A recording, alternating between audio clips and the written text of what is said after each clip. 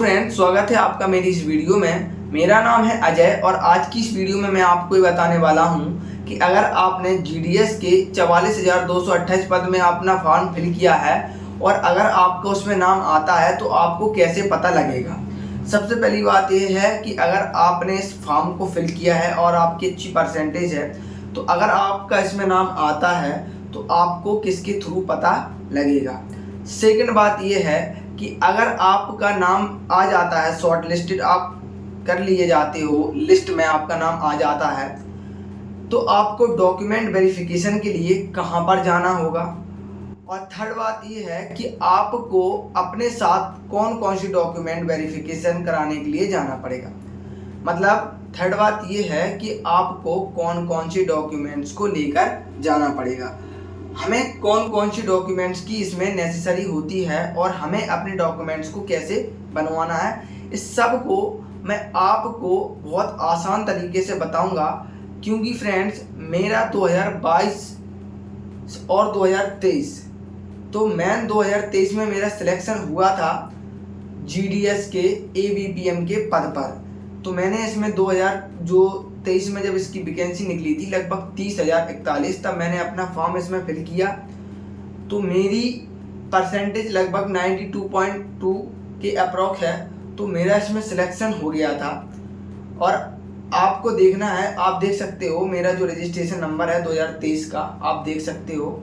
और इसमें मेरा 4th लिस्ट में इसमें सिलेक्शन हुआ था।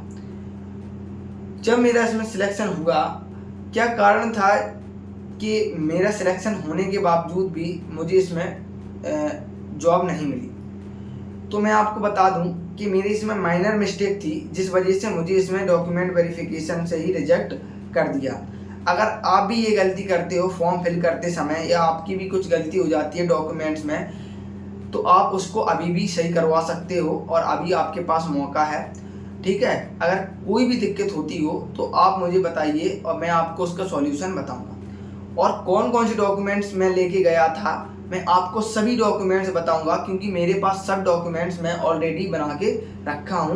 मैं आपको सब दिखाऊंगा एक एक से।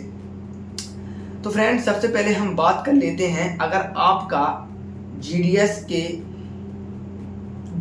की वैकेंसी है उसमें जो आपको शॉर्ट लिस्टेड किया जाता है, लिस्ट 1, लिस्ट 2 या किसी में भी आपका नाम आता है, तो आपको कैसे पता लगेगा। तो फ्रेंड देखिए, जब आपने फॉर्म फिल किया होगा तो उस समय आपने अपना जीमेल और अपना मोबाइल नंबर उसमें फिल किया था फॉर्म में। तो उसी जीमेल और उसी नंबर पर आपको एक मैसेज रिसीव होगा कुछ इस तरीके से, आप देख सकते हो। और इसमें लिखा होगा कि you are provisionally short listed engagement 2024 and जिस भी पद पर आपका सिलेक्शन हुआ होगा, जैसे आपने पोस्ट प्रेफरेंस भरते समय जो भी पोस्ट पहले चूज की होगी उसके अकॉर्डिंग आपको पोस्ट प्रेफरेंस के अकॉर्डिंग आपको पोस्ट मिलेगी। जैसे अगर आपने एबीपीएम का पहले पद चुना है, उसके बाद बीपीएम का, उसके बाद डाक सेवक का, तो आप शॉर्ट लिस्टेड किए जाओगे और उसमें क्या पता आपको डाक सेवक भी मिल सकता है और क्या पता आपको एबीपीएम या बीपीएम कुछ भी मिल सकता है।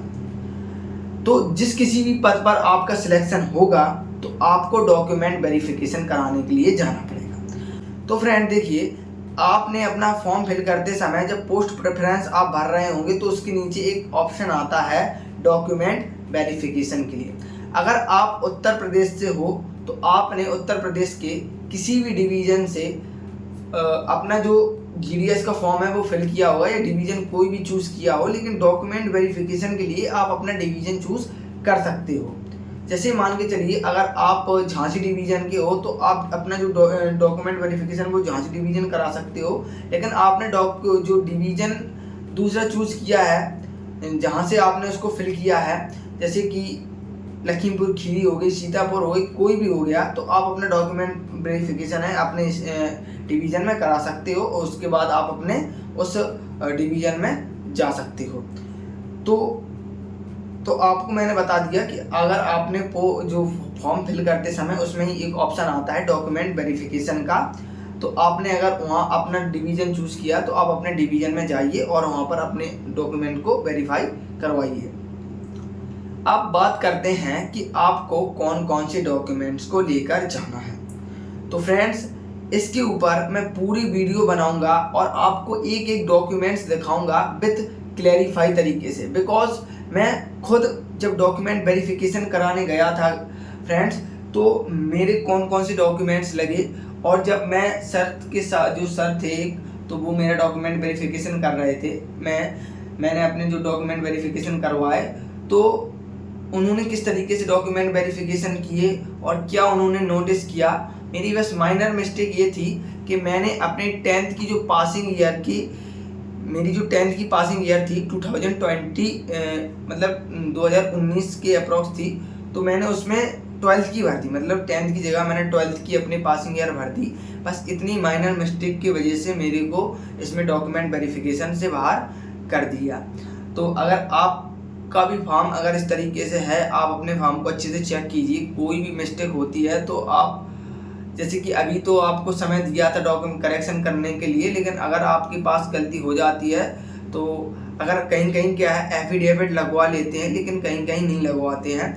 तो बस इतनी मैं आपको बात बताना चाहता हूँ कि अगर नाम है वो शॉर्ट लिस्टेड किया जाता है तो आपको डॉक्यूमेंट में क्या क्या डॉक्यूमेंट्स लेकर जाना है वो सब मैं आपको एक प्रॉपर वीडियो बनाऊंगा, और कौन कौन से आपको डॉक्यूमेंट्स लेकर जाना है वो सब मैं आपको डिटेल से बताऊंगा, बिकॉज मेरे पास सब डॉक्यूमेंट्स रेडी हैं, मैं आपको बताऊंगा।